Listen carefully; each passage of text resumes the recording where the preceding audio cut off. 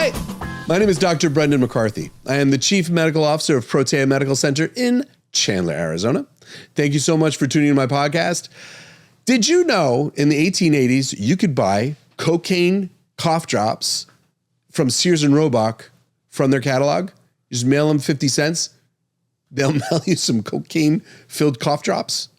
True story. You were able to buy cocaine cough drops. You were able to buy cocaine for antidepressant. You were able to buy cocaine for toothaches, for headaches, for low libido. You had it. It was out there for the 1800s. And it was so available. And it was so present. I mean, even there was a fascinating thing. I knew this back in the day, but now looking at it from context, it's interesting. Sigmund Freud, huge proponent of cocaine in the 1880s. Huge. So from that platform of availability, by 1902, over 200,000 people in the United States of America were addicted to cocaine. And that addiction started causing some social upheavals. There was an unraveling of the social network here a little bit, and society. So, the social fabric, whatever. But you know what I'm talking about. So that by 1914, they had the Harrison Narcotic Act in order to try and stop this from happening, this addictive compound from being so amazingly available to purchase. But not just cocaine. It was also morphine for PMS.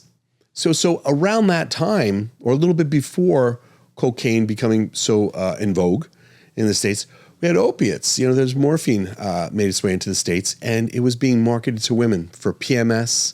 It was being marketed to women for their cramps, for their mood changes, insomnia, all sorts of things. There was a huge percentage of women becoming addicted to opiates during that time. By the mid-19th century, 60 to 70% of the people who were addicted to opium, they were mainly women, primarily white. They were from 25 to 45 years old. They were middle class, mainly housewives, but there are also teachers and also prostitutes involved, nurses and also doctors' wives. And this is from Hastings Law Journal. I was reading this article. Why?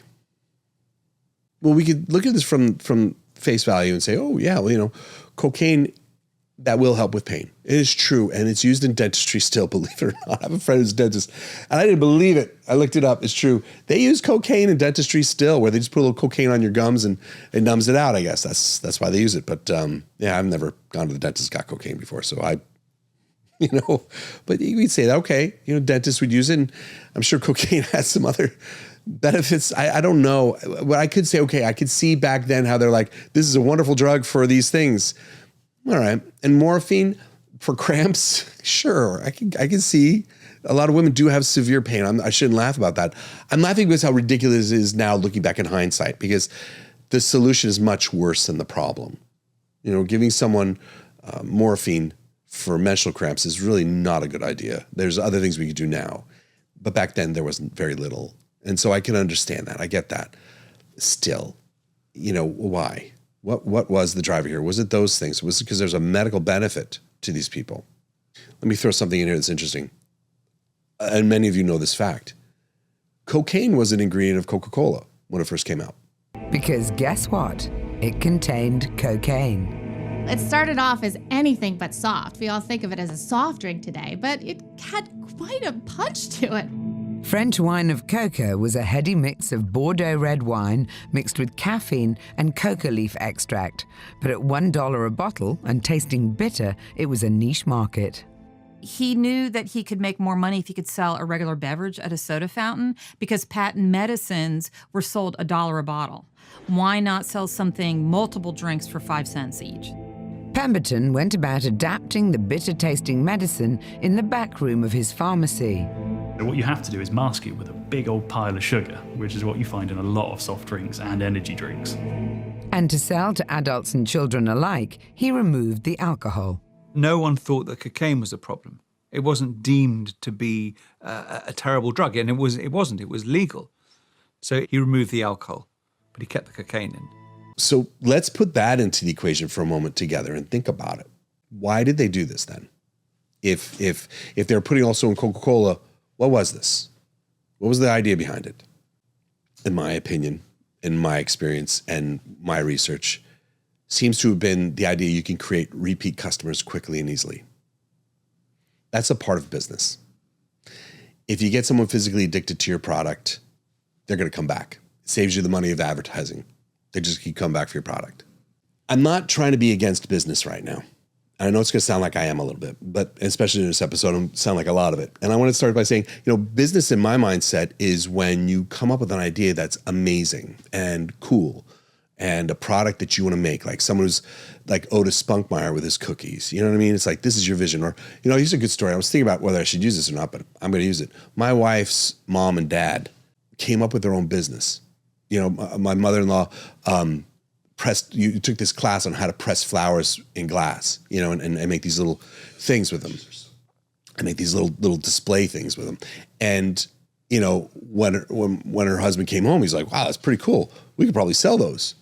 So that's what they did. They built these beautiful, stained glass and flowers pressed in there with like Bible sayings or just like inspirational quotes or any number of different things. And they went down to Pike Place Market in Seattle. They lived north of the city. They would drive down there. And they would set up an open air stand with the fishmongers across the way from Starbucks. This is like the early 1970s when they started this. And they would sell these flowers pressed in glass. And they used it to support a family. And that to me is good business because it was a vision, it was an idea, something great, something you want to pursue, something you could do that's amazing. And you can support your family with it and you pursue your passion. That's good business to me. This is different, what I'm about to talk about. This is not that. This is business that uses something called the hook model. Now, if you pause this video right now and you just Google the term hook model, you realize how prevalent the hook model is in business and how unabashedly proud these people are of using it. So, Brendan, what's the hook model? Exactly what it sounds like. The hook model is a 4-phase process that creates customer habit and in some cases addiction, okay? It starts off with you have an active trigger. And let's go back to the cocaine and my cough drops, okay? Your trigger is I have a cough. Sears and Roebuck, they're pretty good people. I trust them. Or this is my local pharmacy. I trust them. Or this is my psychiatrist, Sigmund Freud. I trust him somehow. I don't think you should. Freud. Anyway, my trigger is I have a cough. I have a need. This is the medications to be given to me. So I'm going to get that. That's the initial trigger with it. Okay? What's the action? The action we're going to have is they're going to pursue it, they're going to consume it, they're going to use it. That's the second phase. So 1 is the trigger, and then that's the action. The second is the action of it. And 3 is the reward. This is the important part. The reward has to be variable, where it gives you benefit, but not perfect. In other words, every time you do it, every time you consume it, it kind of works, sometimes better than others, but it's that variable part that keeps pulling you back for it more and more. Okay, so remember that. I'll come back to that a little bit later. And then finally is the acquisition part. Is how do you get the customer engagement for them to come back and buy more of it? How do you increase their accessing of your medication and using it, or your product and using it? So let's put this into the equation now for cocaine and the cough drops. The trigger is the cough. The trigger is I advertised it. You got it. Once you take it and you have that reward, not just your cough went away. Even if your cough didn't go away, you're like, I feel amazing. This is the best thing that's ever happened to me. I didn't even know they were high on cocaine. They had no idea. They're just taking cough medicine. But man, they feel the best they've ever felt in their lives. Look at that reward. And then they're like, I got to get more of this. Sears and Roebuck, by the way, here's our catalog. And we have all these other things here to buy too. That was the action. That's the initiating of it. Now, the future triggers are no longer going to be the cough. This is another important thing. The future triggers are no longer the cough. The future triggers are the loss of that reward. Over time, you crave the reward again. So the trigger is you need the reward again. You need that little boost from it, that little thing that trigger was, that item was giving you. So the trigger becomes an internal trigger where you feel like you need more of that item. In this case, cocaine, or in the other one, as I mentioned, morphine. It's so awful. This is a type of business. And like I said, they are wicked proud of it. Further, when it comes to this, it's no longer making a business because I want to do something that has an effect that's great, and I want to do something awesome, and I want to, make the best cookies in the world, or I want to make these pressed flower things to support my family, or any number of reasons why so many of us go into business. This is all about how can I generate the most money possible. I need to get the most money out of this as I possibly can. I need to control all my expenses, all my costs, lower all my expenses down in order to get the most return on my income, my investment into this business. The thing about the product is it doesn't have to be awesome anymore. It just has to be addictive. It doesn't have to be something amazing. It has to be addictive. Let's talk about tobacco. Let's bring it to them because that's more of a modern day version of this, okay? Let's talk about tobacco. And even the Sackler family with OxyContin. Okay, let's move into this. In the back of your head, you're like, where are you going with this, Brendan? Stay with me. Stay with me, please. Stay with me. This is important, and I promise you, I will bring you somewhere with this. It's good. It's going to be good. The tobacco industry or like the Sacklers, they needed to make a product that could not be refused. How often does your job call you out of bed in the middle of the night? Well, if you were a doctor, it would be often, and generally there isn't much time to spare. Coffee, Doctor? Oh, fine. Have a Camel with your coffee. Thanks. You know, this night work's kind of rough, isn't it? That's right. But a Camel's always a pleasure. Yes, folks, the pleasing mildness of a Camel is just as enjoyable to a doctor as it is to you or me. In a nationwide survey, doctors in all branches of medicine were asked, "What cigarette do you smoke, doctor?" The brand named most was Camel's. Tens of thousands of doctors, general practitioners, surgeons, specialists, doctors in every branch of medicine were included. And according to this nationwide survey, more doctors smoke Camels than any other cigarette. Try Camels yourself, the cigarette so many doctors enjoy. Tobacco companies, what they did over time was they started manipulating the nicotine content, and they manipulated the way nicotine was delivered through the cigarette to make it more addictive. They manipulated it over time. That's proven. And there'll be citations in the video on YouTube that you'll be able to look at and see. I mean, I cite this. I did a lot of research with this because I find it so fascinating. I've been reading about this for years now. I'm finally glad to take something I've been spending a lot of time studying and applying it in this setting. So they manipulated to make it much more potent and much more addictive. That's how tobacco worked. Same with the Sackler family. They really wanted to make it where this compound would sell and it would move off the shelves. That's what their goal was. When they manipulate this, and the thing is important, the difference between habit and addiction is harm.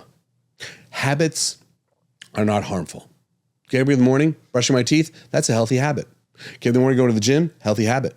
Getting in the morning and drinking 8 shots of espresso, not so healthy habit, you know? And so there's a healthy habit and not a healthy habit. With someone, when you give them a compound, say like caffeine, and you have a cup of coffee in the morning, and you have 1 cup of coffee, we're fine.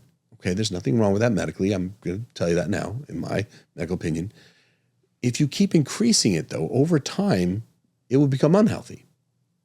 Some of us are more addictive to things than others. That's known. And some people, it takes longer to become addicted to something like nicotine or alcohol or cocaine or heroin or any of those things. It takes a little bit longer for them.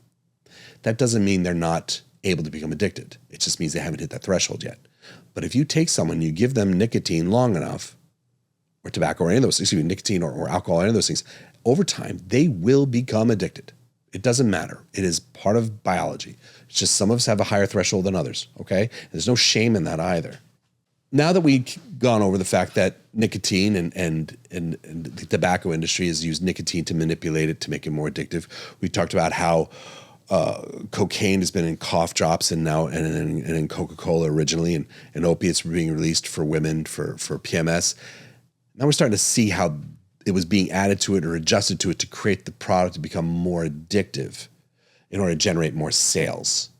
I think we can all agree on that. So it should not come to a surprise to anybody right now that in the mid-1980s, when Big Tobacco started purchasing food-producing companies, that they would take the same playbook and put it into Big Food. And that's what they did. More businesses are cutting back on selling tobacco. With large American tobacco companies, aka Big Tobacco, losing sales, they realized it was time to move on to more profitable industries. So, They bought big food. Back in 1963, tobacco giant R.J. Reynolds purchased Hawaiian Punch from Pacific Hawaiian Products Company. They also expanded to sell Del Monte fruits and vegetables, A1 steak sauce, and Kentucky Fried Chicken. In 1985, R.J. Reynolds also bought Nabisco Brands, Inc., a cookie manufacturer known for products like Chips Ahoy, Ritz crackers, and Oreo cookies. Altria Group is the parent company of tobacco company Philip Morris. Altria acquired Kool-Aid and Jell-O from General Foods in 1985. They also acquired Kraft Foods in 1988. With it came products like Capri Sun and Tang. Altria Group eventually bought Nabisco from R.J. Reynolds in 2000. This article that was published July 13th of this year was how U.S. tobacco companies selectively disseminated hyperpalatable foods into the U.S. food system, empirical evidence and current implications. And that was published in the journal Addiction. What happened was they started manipulating those foods. And what they did was they made them more hyperpalatable by adjusting the salt, sugar, and fat. Hyperpalatable foods are a serious threat to our health.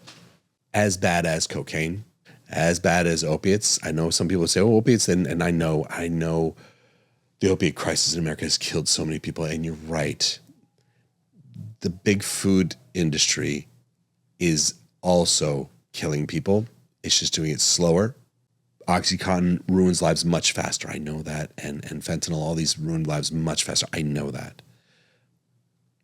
There is a commonality they have because both of them were being generated by people who their only goal was to increase sales using the hook model, starting as habit and then turning into addiction.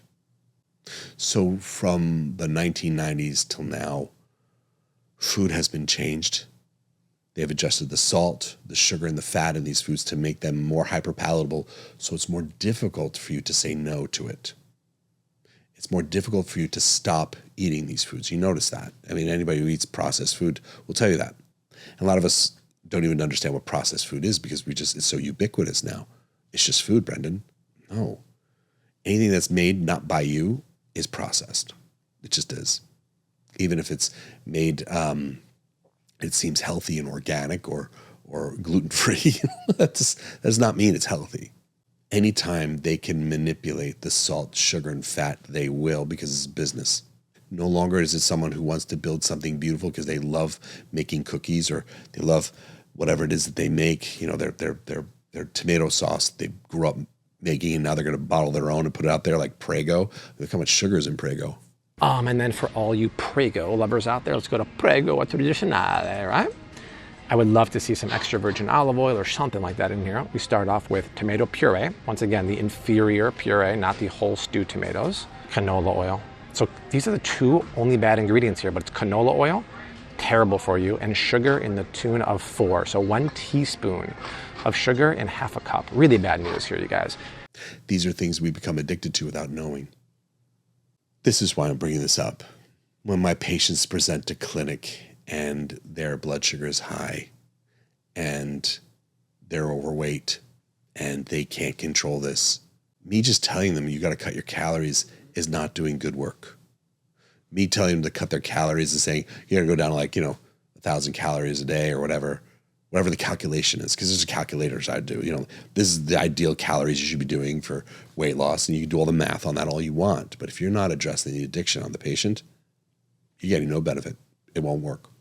Tell someone who's a smoker, you're smoking 20 cigarettes a day, let's drop you down to 15 cigarettes a day. See how long that lasts. It doesn't, by the way. Tell an alcoholic, instead of drinking whatever, 6-pack, say, which I know is light for an alcoholic, but instead of doing a 6-pack, let's drink 4. How long will that last? Never. Because you did not touch the addiction. Telling patients to cut down on calories does not solve this problem, even a little bit. Let me go back to my presentation a little bit. That was just my little call to you of why I'm doing this. How is this going to end? How is this going to end? Well, let's look at the model of cocaine, right? And morphine back in the day. They just basically made it outlawed, or hyper controlled for cocaine, because I think you can still get it from your dentist. Still, that's kind of weird. So they control it that way. Big tobacco, other companies, what do? They could do heavy taxation. I'm from the East Coast, grew up on the East Coast, and they had sin taxes on things. I know different states have that still, where they put a heavier tax on something because it's considered to be unhealthy. So alcohol, tobacco, those sorts of things, put a sin tax on it. That doesn't really work. It didn't work before, and it doesn't work. It's a way for people to say, oh, look, we're doing something to handle this bad thing here. We're going to raise the tax on it and make it more difficult to acquire it. But that money ultimately goes into the state's coffers, and usually they don't spend it to help people getting off that food or that addictive compound that they're on. They just get more money from it, and it just keeps going. Age restrictions with tobacco and alcohol, that didn't work. It doesn't really work that well. It works a little bit, but not great. Still, it's important to keep them because we know that when children or people who are young start these addictive compounds early, they're going to be more easily stuck with it long term. So we don't want people starting tobacco or alcohol at an early age or any addictive compound. We don't want to start at an early age. Anything that could be habit forming, that could become an addiction, you have to be cautious with children. We can put warnings on labels. That didn't work. Tobacco. And now they're trying to make more creative ones where they're really graphic, crazy looking graphics on there. And I know Australia was kind of at the forefront of that. I think that's great. I just don't know how effective that is. I really am sorry. I did not look at the research on that one. So that's, one way of dealing with it. Controlling the way it's being marketed to people, when it can be marketed. Again, that's helping prevent children from getting exposed to it. And that's good because if you think about it, and I grew up in the 1970s, every single cartoon I watched Saturday morning had commercials for sugary breakfast cereals. Kids, cookies for breakfast? But we love cookies. Well, why didn't you say so? Oh, you can't have cookies for breakfast, but you can have Cookie Crisp. You can have that crunchy cookie taste with lots of chocolatey chips. Looks like little cookies. But it's a cereal and part of a complete breakfast, so just remember this. No, you can't have cookies for breakfast. But you can have Cookie Crisp. Cookie Crisp cereal. You can have Cookie Crisp. And for, candy. If you love almonds. Almonds? Yeah. Really love almonds. I do. I do. I do. You'll love the Mars Almond Bar. So many almonds, you get an almond in every bite. An almond in every bite, right. Yeah. Plus real milk chocolate. So get an almond in every bite. Mars Almond Bar. And now Mars Sprint Bar and Mars Crunchy Chocolate Bar. The best chocolate on earth comes from Mars. Or for McDonald's or for one of those things. Good morning, America. Come join us for breakfast. You're the one. We're fixing breakfast for you. You're the one. At McDonald's, we're fixing a hot, delicious breakfast just for you. Fresh scrambled eggs, hot cakes and sausage, our own Egg McMuffin, lots of Danish pastries. Try them. At McDonald's. We do it all for you. And the idea is just create brand recognition, brand loyalty in these kids. So I'm glad that they're not marketing these things to younger people. So that's a good thing too. It still doesn't work well. It works a little bit. So, and then the other one is large lawsuits. You just sue the company out of existence. You didn't treat the problem. The problem is the compound and the way we're dealing with it. Okay. It just doesn't always work these ways. I mean, look at the Sackler family. I mean, they sued them out of business, I guess, to some degree, but they haven't really solved this problem yet. What works? I looked at this infographic that, Justin will put up here, and it looks up the smoking rates and how they fell from 1954 to 2018. And I like looking at this because if you look at it in 1954 with this graphic, you're going to see, the smoking rate was about 45% of Americans. And now it's down to 16% of Americans. And if you look at that, you realize 1954, they weren't telling people to stop smoking. But that's when people started realizing that smoking was not good for you. There started to be some whispers out there. And that's when it starts to drop. And every time there was more news about how tobacco is bad for us, you saw more and more drops because people were stopping doing this because they understood this is not something you should be doing. It wasn't the lawsuits. I mean, the amount the lawsuits affected it, the amount that regulation affected the tobacco industry, it's more about the people on the streets becoming aware of how dangerous this is and self-regulating themselves. That's my argument on this. This is a smoking machine. It is used to test the nicotine and tar content of various brands of cigarettes. This is a smoking machine too, although he probably doesn't realize it. His lungs are also collecting tars and nicotine. One thing about this machine, it will never get heart disease or cancer from smoking. Can this machine make the same claim? For information, ask your heart association. So I believe the best way of dealing with food addiction is similar to tobacco addiction. We need to make sure people understand. We need to make sure they understand that when they buy processed foods, they're buying food that was generated in a way to make them addicted, just like tobacco. There's no difference. The first step is awareness and education. And the second step is going to be action. I encourage you guys to read things like that book, Salt, Sugar, Fat. It's a great book. Every year, the average American eats as much as 33 pounds of cheese. That's up to 60,000 calories and 3,100 grams of saturated fat. So why do we eat so much cheese? Mainly it's because the government is in cahoots with the processed food industry. And instead of responding in earnest to the health crisis, they've spent the past 30 years getting people to eat more. This is the story of how we ended up doing just that.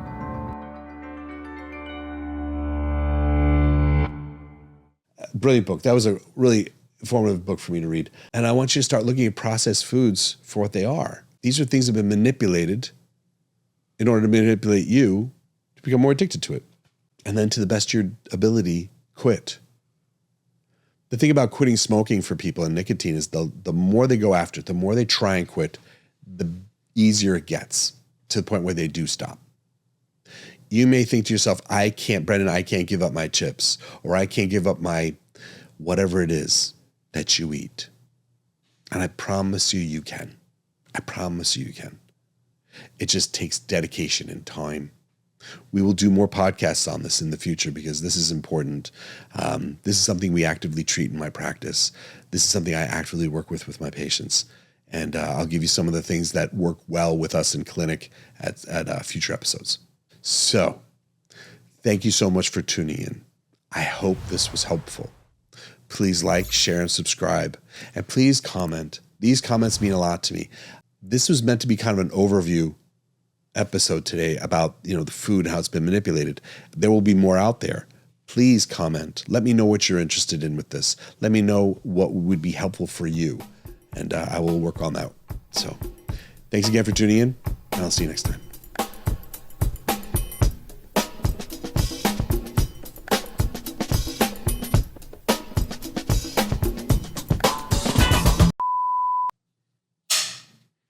There's a snake in my boot. There's cocaine in my cough drops. Did you know?